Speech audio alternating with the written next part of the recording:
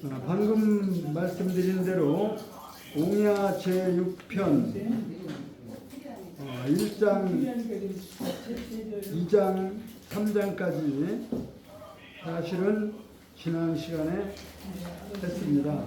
근데 한번 성독을 하고 간단하게 설명을 드리고 그다음에 진도를 4장부터 나가겠습니다.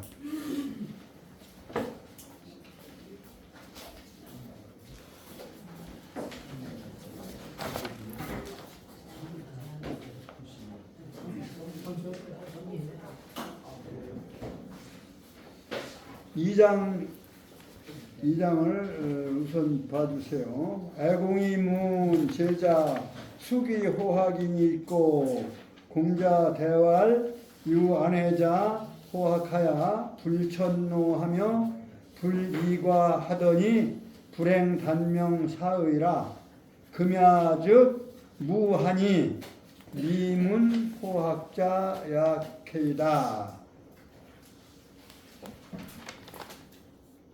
제자 중에서 누가 학문을 좋아하고 호학합니까? 라고 공자께서 애공께서 물으니 공자께서 대답하여 말하기를 아내라고 하는 자가 있어서 호학을 해서 호학의 내용의 대표적인 내용이라고 봐야 되겠죠. 성냄을 옮기지 아니하며 허물을 2번 범하지 아니하더니 불행하게도 단명해서 죽었다. 금야에 지금에 없으니 금야는 없으니 지금에 와서는 없으니 죽어서 없으니 호학하는 자를 그 이외에는 들어본 적이 아직까지는 없습니다. 이렇게 대답을 했습니다. 같이 시작. 애공이 문제자 수기 호학이 있고 공자 대활 유안해자 호학하야 불천노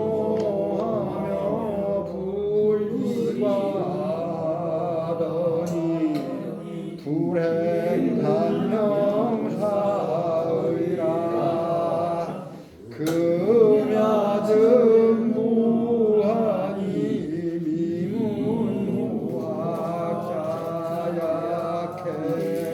약해이다.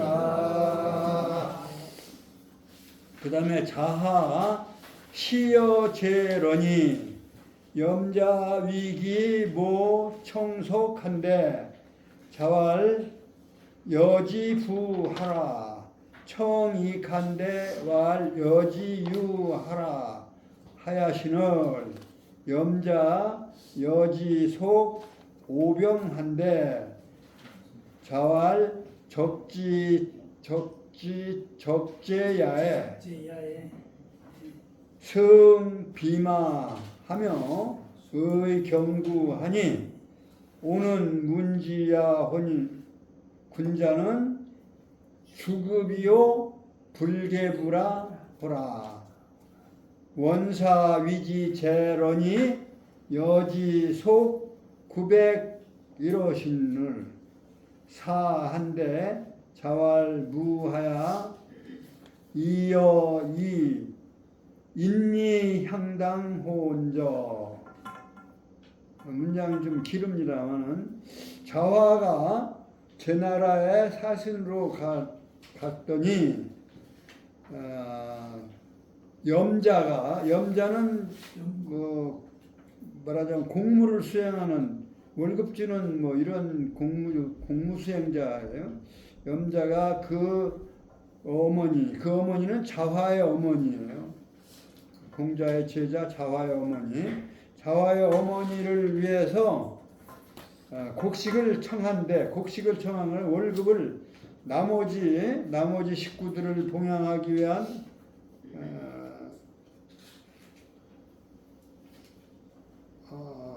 식구들을 생활에 보태기 위해서 나머지를 더 청한 것이죠.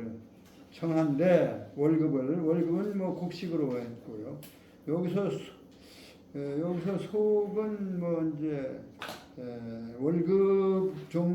월급으로서의 곡식이다 이렇게 보시면 돼요. 급여로서의 곡식이다. 그 공자 말씀하시기를 그 공자가 그 얘기를 염자한테 청하는 걸 듣고 공자 말씀하시를 그 자화가 그렇게 저거 하니 말하자면 속을 주는데 요거는 아마 공자가 공도제라고 하는 뭐 그 저걸 벼슬을 한때인가는 그 상황은 정확하게 알 수가 없어요. 그러니까 주라고 했겠죠. 그 한 부를 주거라, 주라 이렇게 그렇게 말씀을 하니까 또 이제 자화가 더 청한데 부라고 하는 것은 여섯 말 르대의 다 들어가는 그러한 그 말하자면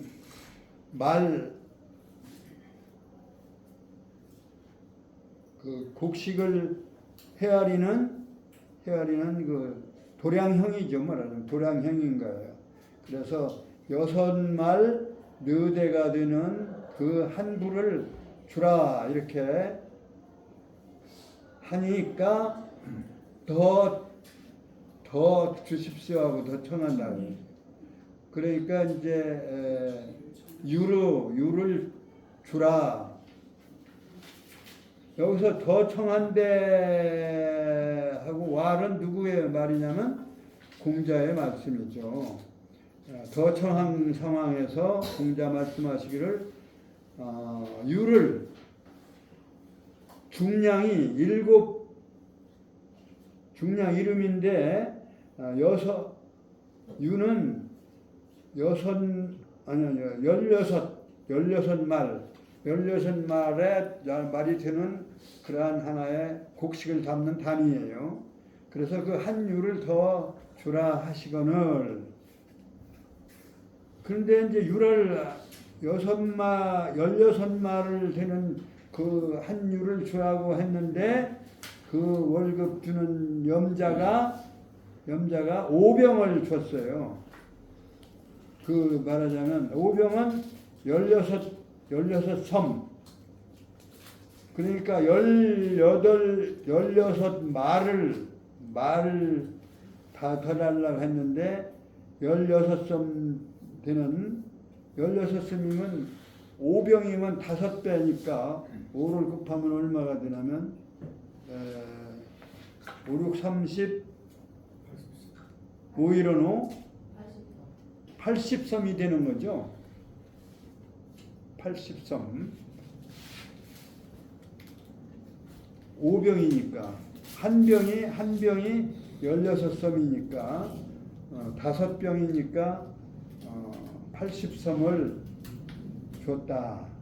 준데 이제 공자께서 이제 이거 너무 과하게 줬고 이게 이제 어머니를 위해서 봉양한다고 해서 더 주라고 했더니 조금 더 주라고 했더니 이렇게 많이 줬단 말이죠. 그러니까 공자 말씀하시기를 그 자화가 이름이 적이거든요. 공서적. 성은 공서가고 이름은 적이에요. 한자. 공서 이름 성이 두 자고요. 공서적인데 그 적재야에 한 얘기는 바로 이제 이 자화가 제 나라에 갔을 때 이제 사신으로 이제 갔더니 그랬는데 또 이제 가는 계제에 가게 됐는데 제 나라에 갈 때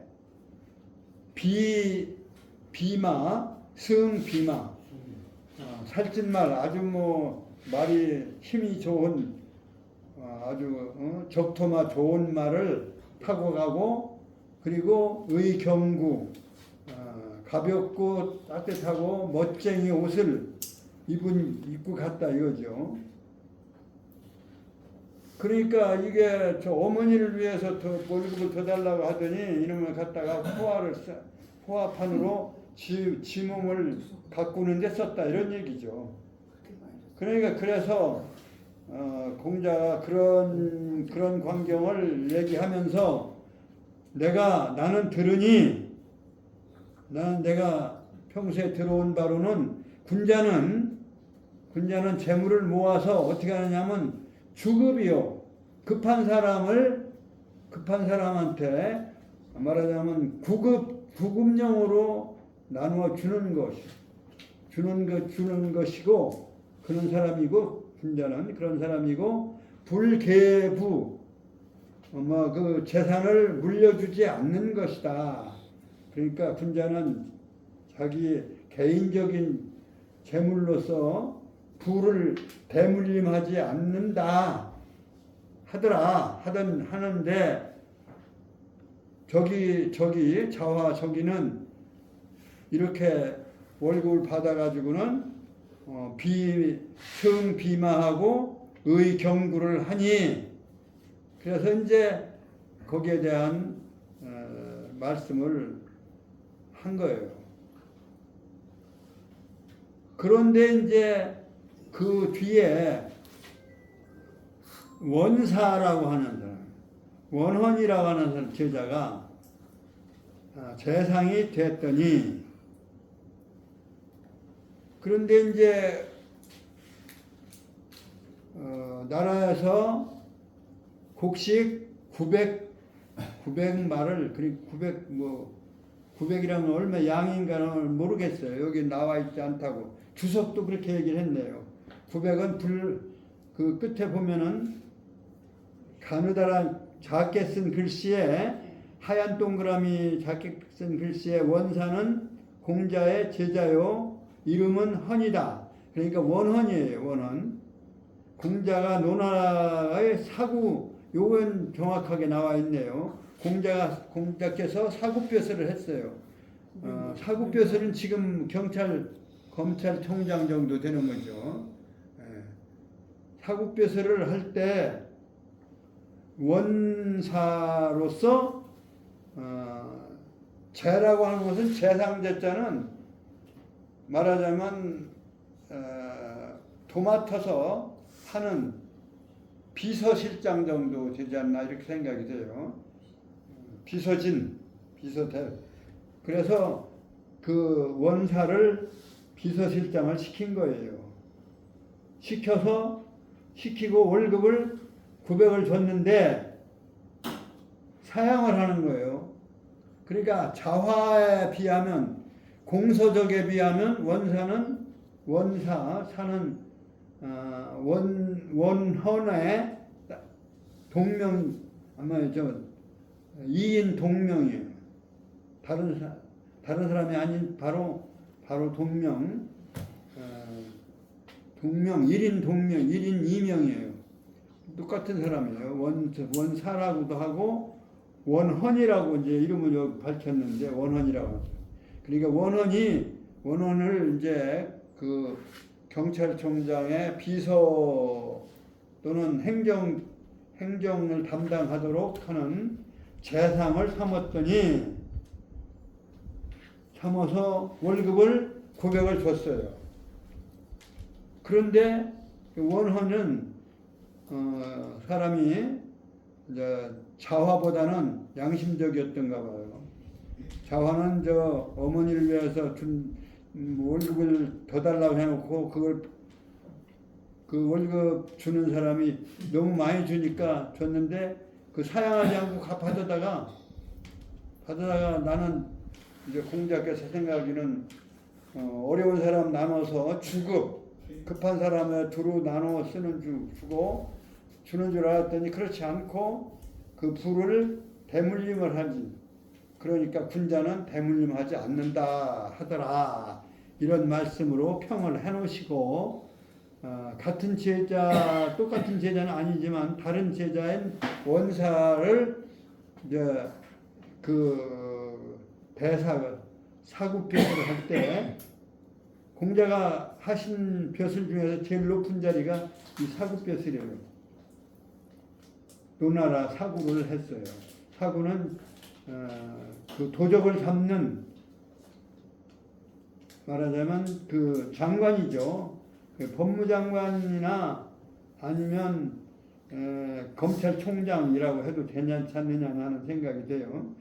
그래서 그 노나라의 이제 사구벼슬을 검찰총장을 할 때 그 3월 동안에 3개월 동안에 노나라 천하가 아주 잘 다스려졌다 하는 그러한 하나의 평을 받은 사실이 기록되어 있는데요. 공자께서 그런데 사구를 잘 하다가 그 뭐 정치하는 저것도 아니고 그대로 벼슬을 하신 게 아니고 나중에 그 말하자면 소정묘라고 하는 그 간신배들에 의해서 말하자면 쫓겨났어요. 그러고선 벼슬을 더는 안 하셨죠. 그래서 최고의 벼슬을 한 게 이제 사구벼슬인데, 그 사구벼슬을 할 때 이제 원사를 비서실장 그 재상으로 삼았다. 그러고서 월급을 900을 줬는데 그 단위가 900 뭐 벼니까 900 뭔지를 모르겠어요. 900말이라는 말인지 말로 따진 건지 되로 따진 건지 또는 부를 뭐 그렇게 많이 줄 리는 없겠죠. 부가 6말 너되고 900부라고 하면 굉장히 큰 월급이겠죠. 그러니까 말이지 않 말, 한 900말 정도 월급을 줬더니 사양을 해요.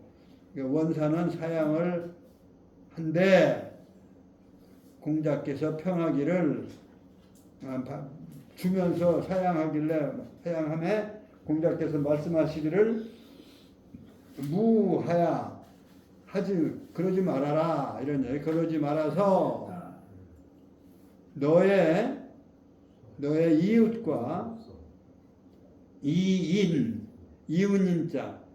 이웃인자는 이게 쌀미 밑에다가 뭔 절 썼어요? 쌀미 밑에 저녁석 그 다음에 소우. 요거 이제 우리가 살펴볼 글자인데요. 지난 시간에 시간이 없어 못했는데 쌀 농사를 짓는 그런 저녁에 소를 또 이렇게 잡아서 제사를 지내는 그러한 쌀 농사를 짓고 저녁에 소를 잡아 잔치를 하는 이러한 말하자면 동네예요. 동네인데 여기는 이제 언덕을 뜻하는 부방이라고 그러죠. 언덕부자. 이쪽에 써 있는 건 언덕부자가 아니고 읍자변이죠. 마을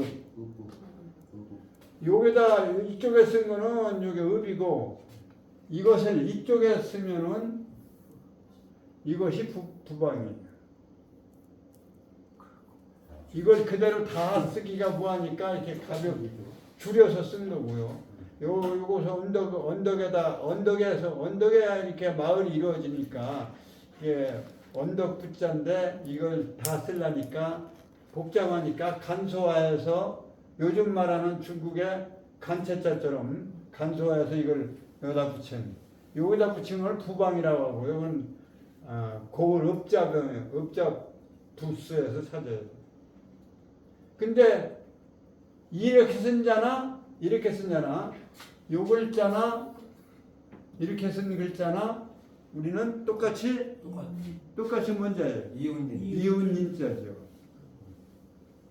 그러니까 언덕에 언덕에 이렇게 마을이 형성되어 있는데 그 언덕 마을에 사는 사람은 서로 이웃간이다 이런 얘기가 되는 거죠. 그래서 뭐 한자의 근원을 따지고 보면 농경 문화가 위주가 되었던 그러한 쌀농사도 특히 이런 경우는 쌀농사. 농경도 이제 쌀농사 말고 다른 것도 하잖아요. 근데 쌀농사를 위주로 하는. 그러니까 천상 이건 동이민족이에요. 중국이 전부 쌀농사 안 져요. 밀농사도 많이 짓고 그렇거든요. 그런 걸로 보면 이걸로도 유교문화 그리고 동방문화의 뿌리는 이게 동이족이다라고 하는 걸 우리가 알 수가 있는 거예요. 그래서 주역에 우리 저 총무님한테 그걸 보냈는데 그 문자 보냈는데 그거를 공유를 하세요. 왜냐하면 그 주역은 어디서 시작된 문명이냐면 이건 저 황하가 아니고 이게 유화 문명에서 근원했다는 것을 우리가 밝혀서 주역에 대한 내용을 이따가 이제 그 시간에 설명을 할 텐데요. 그러니까 이 한자 문화를 통해서 유교 문화도 이루어졌고 주역 문화가 더 먼저예요. 사실 유교의 뿌리니까. 그러니까 한자 문화는 우리 중국이 한나라 때 그 갑골문을 간소화해가지고 해서체를 만들었지 결국은 중국인이 만들어 쓰던 글자가 아니다. 그게 우리가 이 말할 핵심 얘기가 되는 거예요. 이웃민자를 봐도 이게 쌀농사 짓는 그리고 소를 기르는 이게 제사에 소를 바쳤던 것이요. 그러니까 이 저녁에 소를 잡았다라는 건 이건 어느 때냐면 특별히 추수감사절 말하자면 저런 초하루 아니면 보름이 명절이에요. 그래도 농경문화 그건 달하고 관련이 있지만 역시 초하루나 보름에 정월은 초하루가 명절이고 칠석 이런 것도 있지만 여기 이제 8월은 한가위 이게 농경문화의 유산이에요. 축제예요, 축제. 그러니까 이 글자 지금 이 한자가 뿌리는 갑골문이고 갑골문을 만들어 쓰던 민족이 동이족이고 동이족을 우리는 환단족이다 이렇게 이제 얘기를 할 수 있어요. 환단.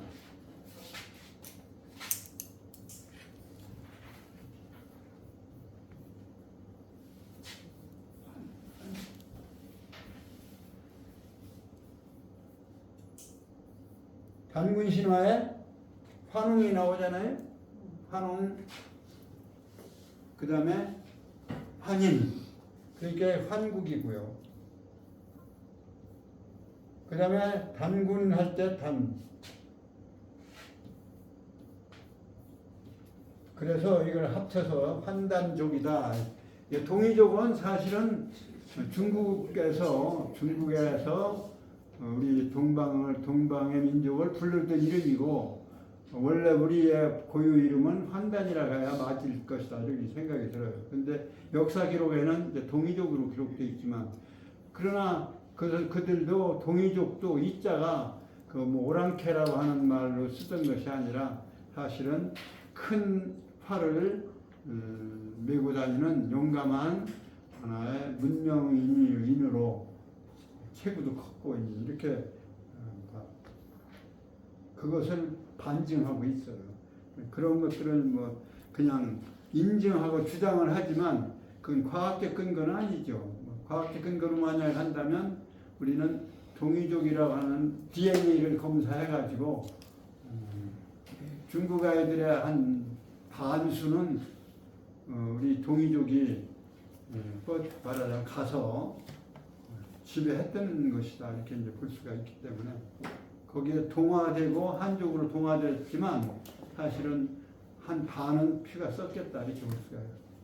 그리고 그 중에서 우리 한반도에 남아 있는 사람은 제일 거기에 이제 원조가 되는 것이죠. 원뿌리가 돼요. 왜냐하면 그 문명이 중국으로 갔다가 다시 들어왔기 때문에 그래서 이제 그 역사적으로는 이제 고구려가 이제 부여의 뿌리를 가지고 있잖아요. 부여는 또 북부여 그 이전으로 올라가면 말하자면 그 우리의 동이족 치우천왕도 있고 뭐 있어요. 치우천왕. 근데 그 보피 씨가 바로 동방인이라고 돼 있어요. 그건 뭐 두 사람들이 얘기해놨으니까 동방의 제왕으로 얘기되어 있습니다. 그래서 보피 씨가 바로 주역을 처음에 발명하여 밝혀놓았는데 그렇다 보니까 그것이 고대 문명의 가장 높은 가장 훌륭한 그런 문명이고 그것에서 유학도 나왔고 다른 것도 나왔기 때문에 원조가 우리 동이족이다라고 하는 거죠. 지금이야 늦었더라도 그걸 깨닫고 그걸 찾고 우리가 주인 행세를 해야 된다라는 생각을 합니다. 그래서 이제 지금 글자를 풀이하는 데서 쌀농사를 했습니다.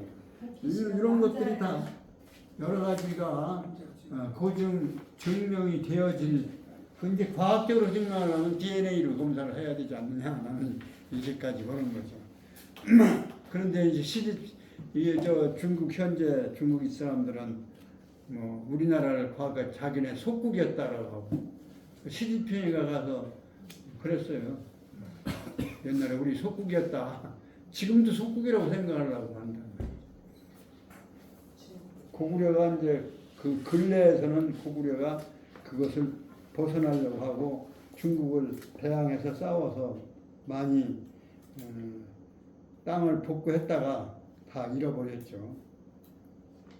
최근에는 간도가 우리 것이다라고 하는 것은 국제법으로 찾을 수 있는데 그것도 지금 때를 놓쳤어요.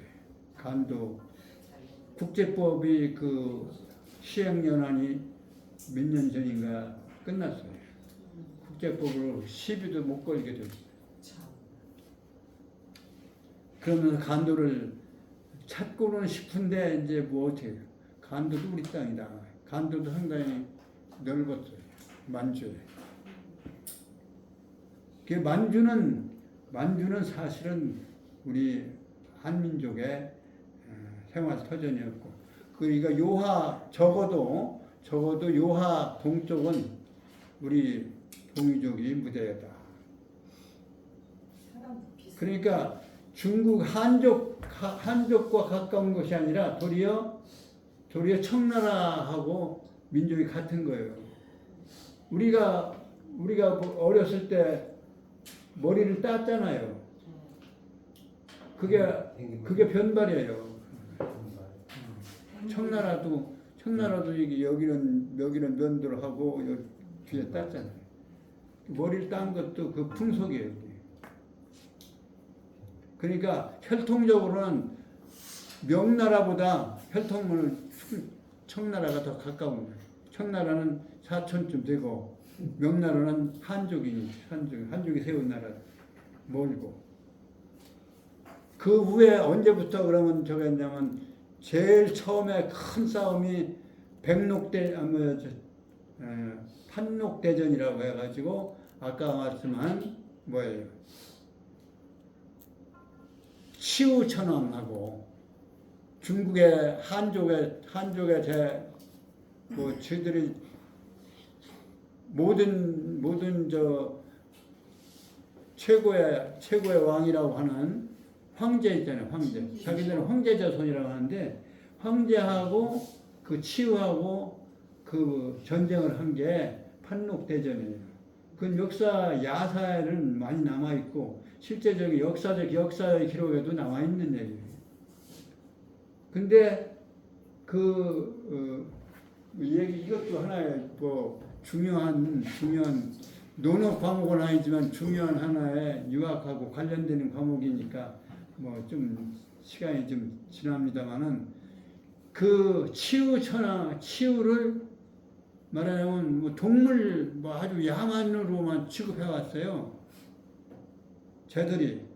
그래 역사의 기록에는 찾을 수가 없어. 이쪽에는 저쪽 속국으로 생각하던 조선시대나 이런 때는 치유를 기록에도 찾을 수가 없었고, 저쪽에서는 그 치유 기록이 남아있는데, 아주 오랑캐고, 황제한테 크게 패한 아주 야만인으로 기록이 되어 있는 거예요.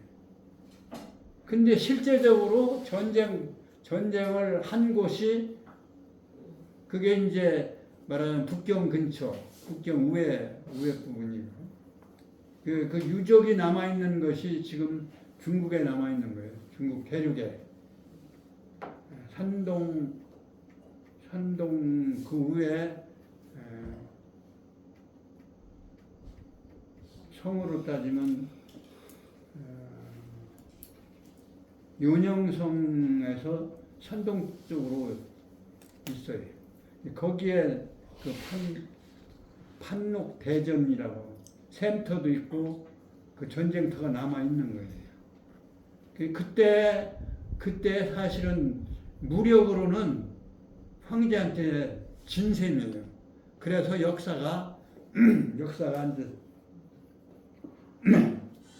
잡으러 들었고, 그 다음엔 또 뭐냐면 은나라와 주나라와의 그 전쟁, 은주지제, 은나라와 주나라의 말하는 나라가 바뀔 때, 그때 이제 동이족이 결국은 패한 거예요.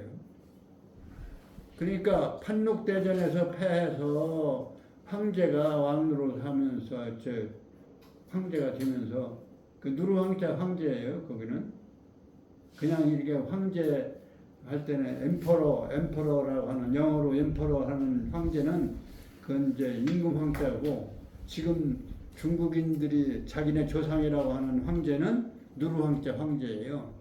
그래서 그 중앙에 위치한 사람이다라고 해서 누르황자 쓴 거예요. 그래 중앙의 임금이다 해서 황제라고 하는데, 그 황제가 자기네 조상이라고 하는데 그 이상에는 조상이라 소리를 안 하고 못하고, 그리고 이제 판록대전에서 이겼다는 걸로 해서 사실은 무력적으로 한족이 1차적으로 이긴 거죠. 그 다음에 이제 중원으로 가서 중원을 헤게모니를 잡은 것이 은나라라 이거예요. 은나라에 늘 여러 번 말씀을 했지만 은나라 문화가 바로 동양 문화에 있어서 꽃이에요. 은나라 대표적으로 문명 중에서 은나라 문명이 대표적인 게 뭐예요?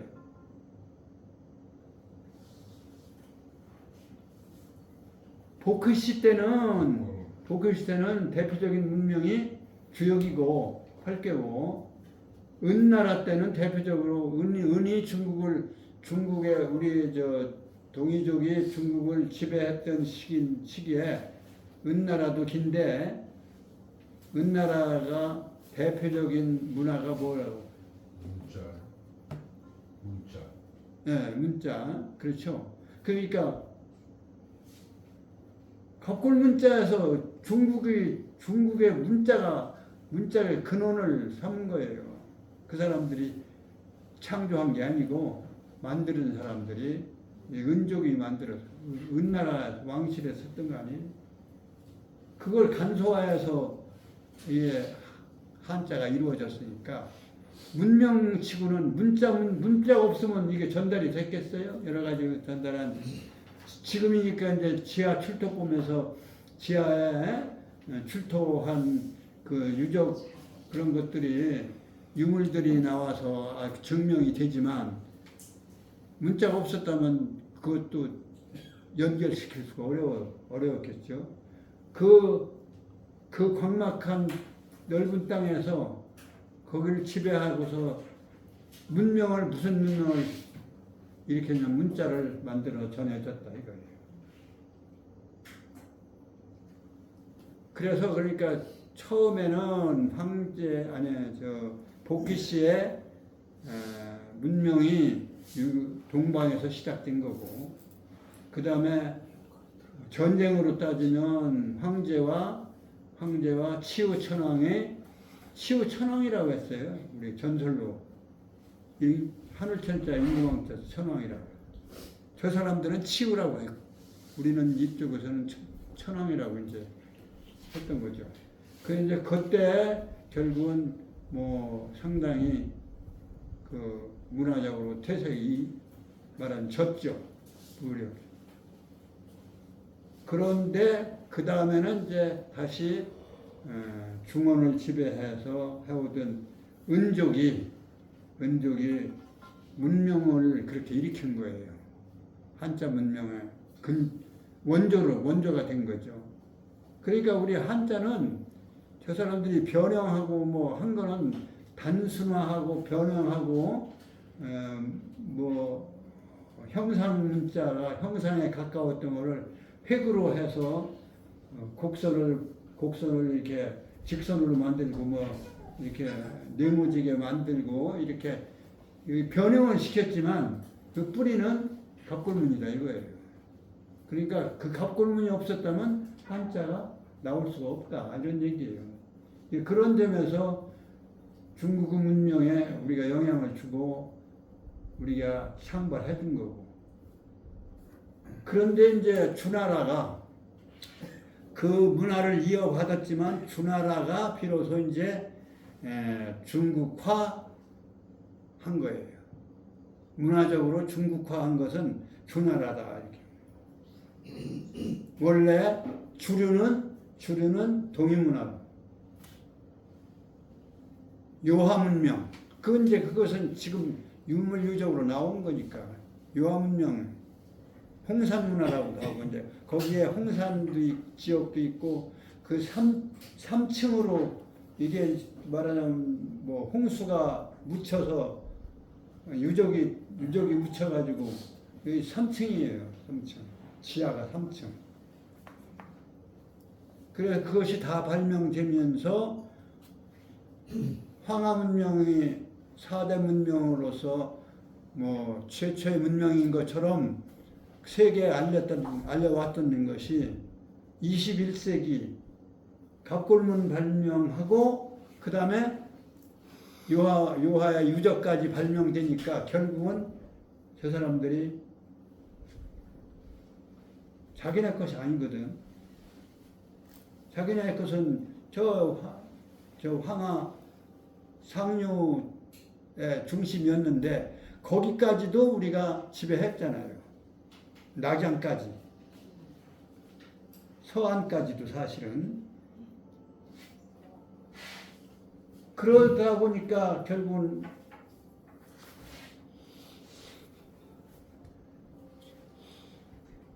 결과적으로는 아뜨거라요. 깜짝 놀란 거지, 이 사람들이. 그 언제, 먼 시간도 아니에요. 그동안에 우리는, 조선조는 그 명나라가 우리 조상이고, 또 명나라가 우리 선진 문화의 상국이고, 이렇게만 알아온 거예요.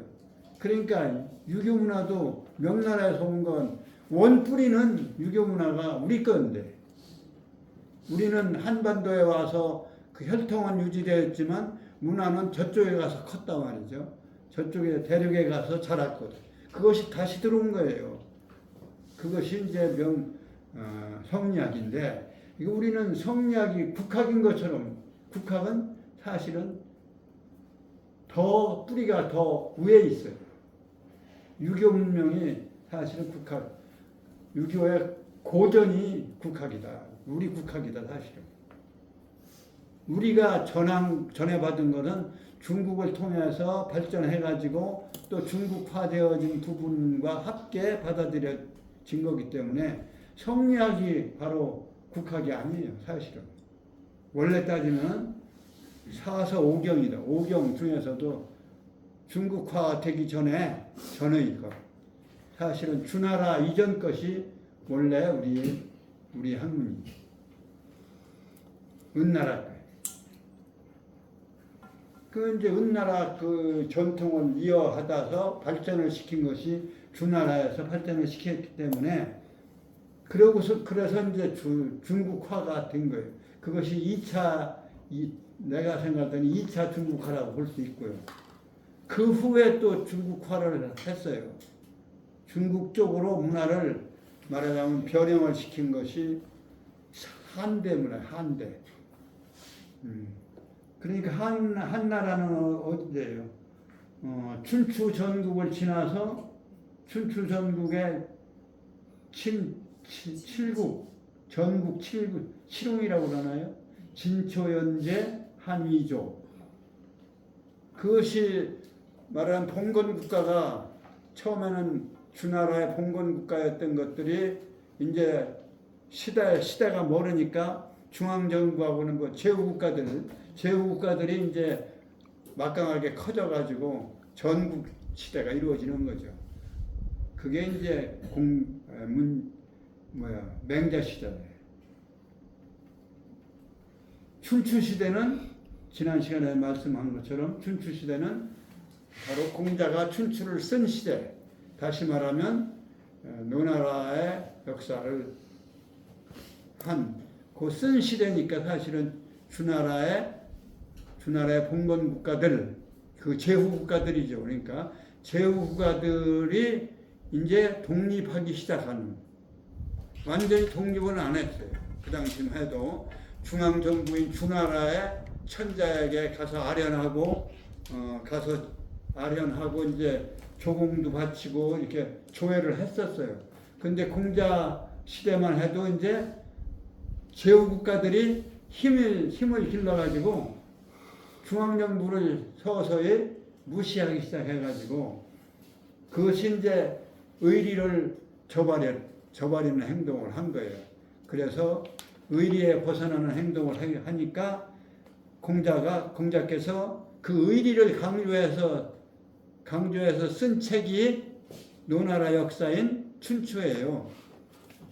그래서 공자의 춘추의 필법을 의리의 필법이라 해서 그걸 뭐라고 그러냐면 무슨 정신이라고 그래요? 춘추 큰 대자 춘추 대의 정신이라고 그랬어요. 대의 정신.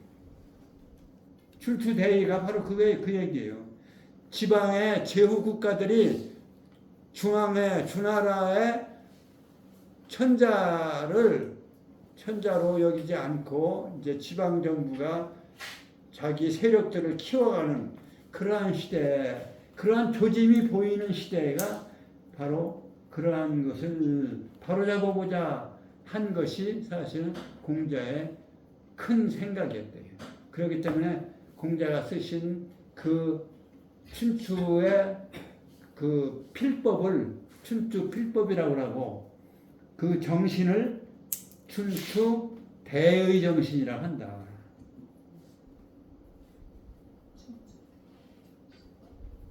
그러나 그때는 여하튼 주나라가 은나라를 개성해가지고 문명을 발전시켰어요. 그래서 주나라하고 은나라와의 문명 차이는 어디에 있다고 보느냐? 은나라는 신을 상당히 중요시했던 시대예요. 그래서 치우도 천자를 붙여서 천왕이라고 했으니까요. 그러니까 동이족은 하늘을 중요시했어요. 그래서 하늘을 신으로 갖고 조상으로 본 거예요.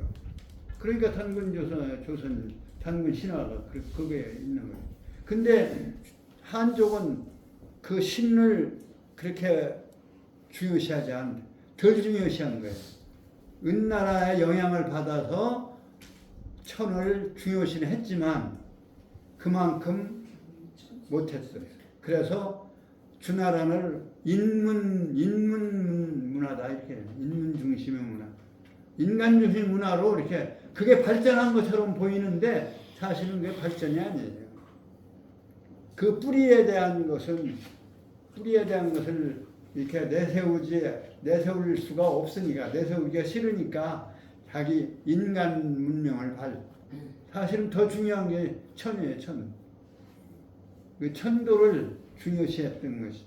그게 신도 중심의 문화, 신 중심의 문화다 이렇게 치부해 버리는데 은나라가 신 중심의 문화가 아니고 사실은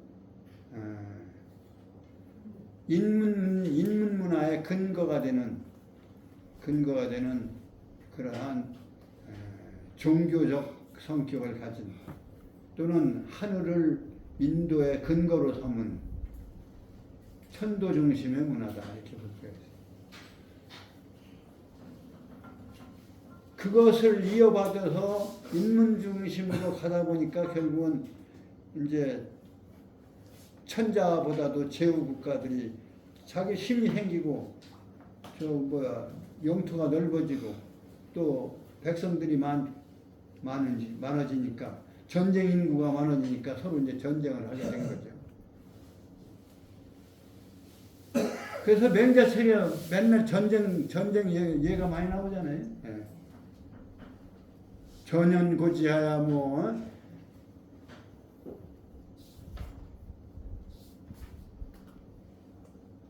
뭐 북치고 장구치고 해서 이제 공격하는 거 많이 나온다.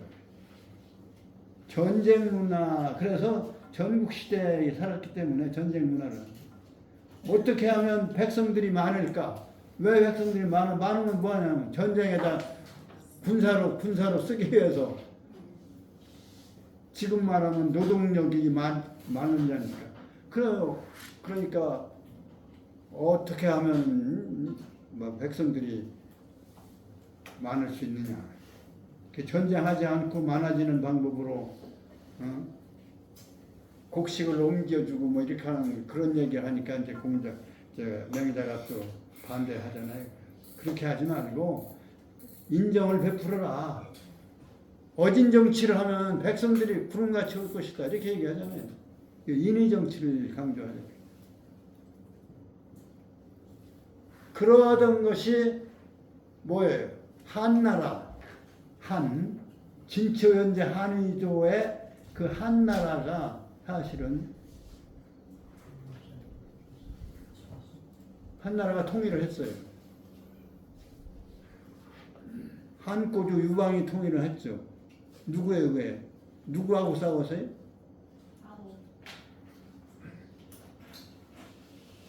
한고조 유방하고 싸운 누구죠? 나는 지금 뭐 잊어버려서 지금 묻는 거예요. 물어서 몰라서 묻는 게 아니고. 한고조 유방과 싸운 게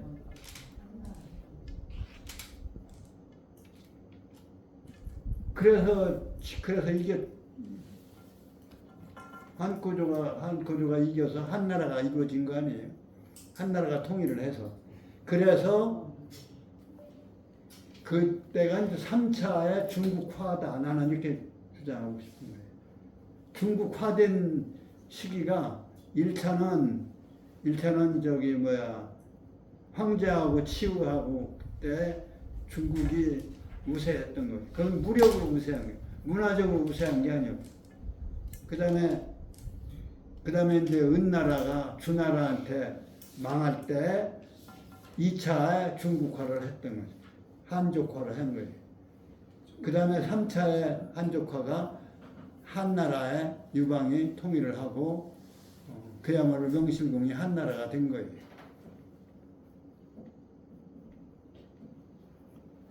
이런 때 네이버 좀 쳐가지고 이렇게 좀 가르쳐 주시면. 네?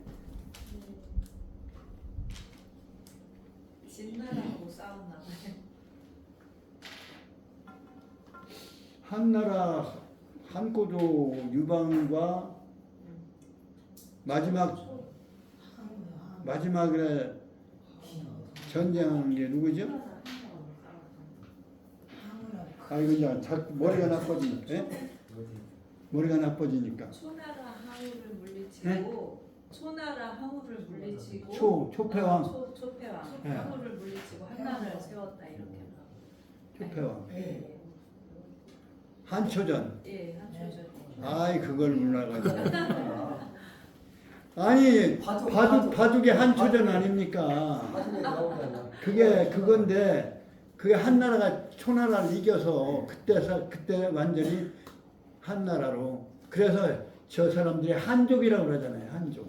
네. 그 이전에는 자기네 조상으로 확실하게 증명을 못하는 거니까. 그때는 이제 말하자면 교대했던 거예요. 저 사람들 한족이다라고 하는 거는 그 한나라 때부터라는 거예요. 그 분명하잖아요. 그런데 중국 하면은 한족 거 신주를 생각하고 중국 문화 하면 전부 한족 걸로만 생각. 천만에라는 거예요. 저게 중국은 저게 한족은 서쪽에서 온 거예요. 동이족하고 서이족하고 이렇게 문화적으로 교차하면서 역사가 흘러온 거예요. 근데 우리는 거기에서 정치적으로나 군사적으로 밀렸다고 해서 속국이 아니에요. 속국이 아니에요. 문명으로는 우리가 문명이 앞섰다는 거예요. 우리가 그걸 자존심을 가져달라. 뭐 이런 얘기가 되는. 그러니까 공자도 혈통으로 말하면 은나라 혈통이다 이거예요. 그리고 거기에 주나라 문왕무왕 빼놓고 주공 이 세 문왕무왕 주공 셋 빼놓고는 한족이라고 하는 것을 증명할 다 한족이다라고 할 수는 없어요. 나는 그걸 거기에서 다 다른 쪽은 동이족이다 나는 보는 거예요. 황제는 한족이죠. 황제는 자기들이 황제 자손이라고 하니까 그건 분명히 그냥 그걸 인정해주고 그 나머지는 복희씨도 동방족 동방이 제왕이 그런 것들을 통해서 보면 우리가 유학이라고 하는 것도 송명대 이후에 성리학을 가지고 우리는 유학이라고 해서는 안 된다 이런. 그래서 그것은 성리학은 고대의 근본유학, 선진유학, 그 다음에 송대 성리학, 그 다음에 근대 실학 이렇게 발전한 거 아니에요. 그 실학에서 주장한 것이 바로 이기론에 대한 반박으로 옛날로 돌아가자는 복고적인 그래서 경전을 중요시한 거 아니에요. 타산 같은 사람은 경에 대해서 해석을 전부 다시 해놨잖아요. 그 복고적인 것이 바로 우리의 한국 문화를 복고하는 거나 마찬가지. 그게 국학이어야 되지. 그것까지를 국학이라고 할 수 있다 이런 얘기죠. 송대 성리학 이후에 거기에 수입해온 성리학만을 국학이라고 해서는 안 된다. 그러니까 유교문화는 성리학 중심에서는 안 돼. 성리학 중심은 차라리 저쪽에 경북에 있는 안동에 있는 국학진흥원이 성리학 중심이에요, 사실은. 그러니까 우리 유학은 근본유학 중심으로 해야 한국 유학이 제대로 살아나는 거다. 고대 문화까지를 되살리는 큰 작업이 될 수 있다. 그러기 위해서는 이런 생각을 가진 인재를 길러야 되는데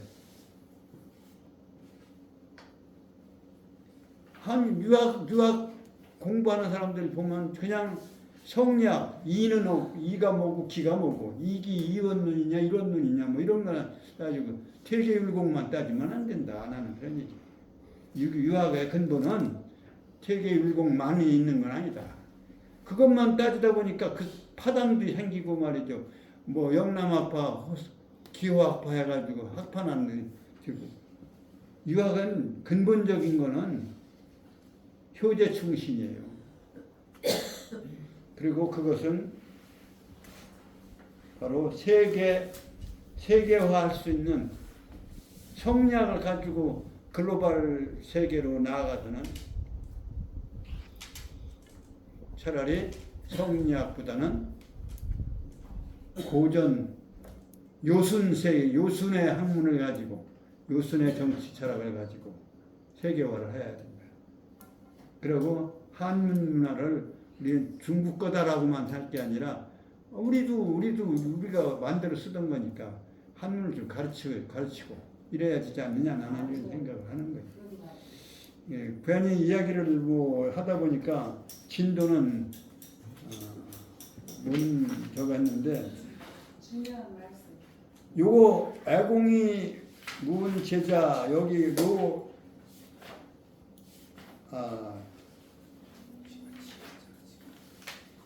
아니 뭐 하여튼 지난 시간 그 복습밖에 안 되는데 읽으려니까 또 시간이 많이 걸릴 것 같으네요. 하여튼 3장까지 집에서 한번 읽어보시고 왜냐면 연세가 많아질수록 써보고 외워야 돼요. 그래야 치매 예방에 좋습니다. 아니 젊은 분들한테 얘기하는 게 아니고 조금 연세 드시는 분들한테 많이 써보세요. 아까 나와 쓰시는 분도 있고 외우는 분도 있어서 좋은데 그렇게 하여튼 누가 보든 안 보든 또는 검사를 하든 안 하든 집에서 한 번씩 이상 써보시면 그 치매 예방에 좋습니다. 손을 쓰죠, 머리 쓰죠, 눈 쓰죠, 입으로 또 눈으로 보죠. 선전 그만하겠습니다. 수고하셨습니다.